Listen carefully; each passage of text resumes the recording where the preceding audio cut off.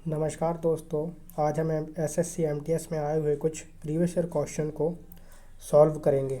तो सबसे पहला क्वेश्चन हमारे सामने आता है कि मौर्य वंश की शुरुआत किसके द्वारा की गई। तो मौर्य वंश की शुरुआत चंद्रगुप्त मौर्य के द्वारा की गई थी। ठीक है, इसके बारे में और ज़्यादा जानकारी देखते हैं। चंद्रगुप्त मौर्य ने 25 वर्ष की आयु में सत्ता को संभाला था। विष्णुगुप्त, जिन्हें कौटिल्य के नाम से भी जाना जाता है, उनका समर्थन प्राप्त था। इन्होंने कौटिल्य की सहायता से धनानंद को पराजित किया और पाटलिपुत्र पर अधिकार कर लिया था। विष्णुगुप्त, जिसे कौटिल्य के नाम से भी जाना जाता है, इन्होंने एक बहुत ही महत्वपूर्ण पुस्तक लिखी थी जिसे अर्थशास्त्र के नाम से भी जाना जाता है। ये भी आपके परीक्षा को देखते हुए काफ़ी महत्वपूर्ण प्रश्न है। अगले प्रश्न की ओर बढ़ते हैं। निम्नलिखित में से किसने 14वीं शताब्दी में विजयनगर साम्राज्य की स्थापना की। तो 14वीं शताब्दी में विजयनगर साम्राज्य की स्थापना संगम राजवंश के द्वारा की गई थी। इसके बारे में और जानकारी देखते हैं। तो विजयनगर साम्राज्य की स्थापना संगम राजवंश के द्वारा की गई थी। यह विजयनगर साम्राज्य का प्रथम राजवंश था। इन्होंने 1336 ईस्वी में इस साम्राज्य की स्थापना की और हरिहर और बुक्का द्वारा दो भाइयों द्वारा इसकी स्थापना की गई। इन्हें गुरु विद्यारण्य का आशीर्वाद प्राप्त था। विजयनगर तुंगभद्रा नदी के किनारे पर स्थित था, जो कर्नाटक में है, और इनकी राजधानी हम्पी थी। अगले प्रश्न की ओर बढ़ते हैं। राजा हर्षवर्धन का दरबारी कवि कौन था। तो राजा हर्षवर्धन का दरबारी कवि बाणभट्ट था। बाणभट्ट के बारे में और ज़्यादा जानकारी देखते हैं। तो राजा बाणभट्ट हर्षवर्धन के दरबारी कवि थे। वे अपने साहित्यिक कार्यों के लिए अत्यधिक प्रसिद्ध थे। इन्होंने एक उपन्यास कादम्बरी तथा हर्षवर्धन का जीवनी भी लिखी थी, जिसे हर्षचरित्र के नाम से जाना जाता है। इसमें हमें हर्षवर्धन के जीवन के बारे में बहुमूल्य जानकारी प्राप्त होती है। अगले प्रश्न की ओर बढ़ते हैं। ज्योतिबा फुले किस राज्य से संबंधित थीं। तो ज्योतिबा फुले महाराष्ट्र राज्य से संबंधित थीं। इनके बारे में और जानकारी देखते हैं। तो ज्योतिबा फुले एक भारतीय सामाजिक कार्यकर्ता और जाति विरोधी समाज सुधारक थे। वह और उनकी पत्नी सावित्रीबाई फुले भारत में महिला शिक्षा के अग्रदूत थे। फुले ने 1848 में पुणे में लड़कियों के लिए अपना पहला स्कूल खोला। उनकी पुस्तक का नाम गुलामगिरी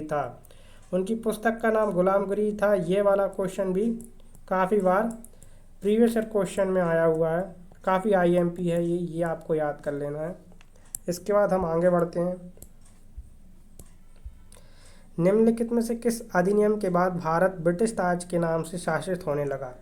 तो ये अधिनियम था भारत सरकार अधिनियम 1858।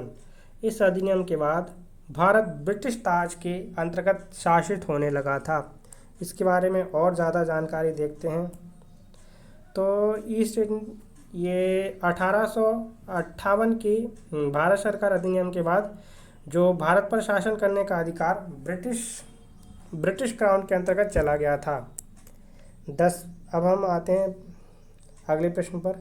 मुगल बादशाह बाबर किस सूफी सिलसिले का अनुयायी था। तो बाबर नक्शबंदी सूफी सिलसिले का अनुयायी था। बाबर के बारे में और ज़्यादा जानकारी देखते हैं। बाबर नक्शबंदी सूफी सिलसिले का अनुयायी था।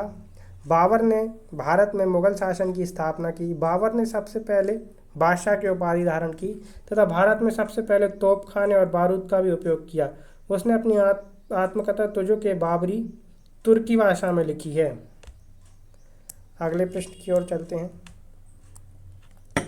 निम्नलिखित में से मौर्य काल की ब्राह्मी लिपि का कूटवाचन किसने किया। निम्नलिखित में से मौर्य काल की ब्राह्मी लिपि का कूटवाचन किसने किया। तो मौर्य काल की ब्राह्मी लिपि का कूटवाचन जेम्स प्रिंसेप द्वारा किया गया था। इसकी जेम्स प्रिंसेप के बारे में और ज़्यादा जानकारी देखते हैं। तो जेम्स प्रिंसेप ने ब्राह्मी के साथ साथ खरोष्टी लिपियों का भी कूटवाचन या अर्थ निकाला था। ठीक है, अगले प्रश्न की ओर बढ़ते हैं। 15 प्रश्न। आर्यों के सबसे प्रिय देवता कौन थे। तो आर्यों के सबसे प्रिय देवता इंद्र थे। इंद्र को पुरंदर के नाम से भी जाना जाता है। पुरंदर का अर्थ होता है किलों का विनाश करने वाला।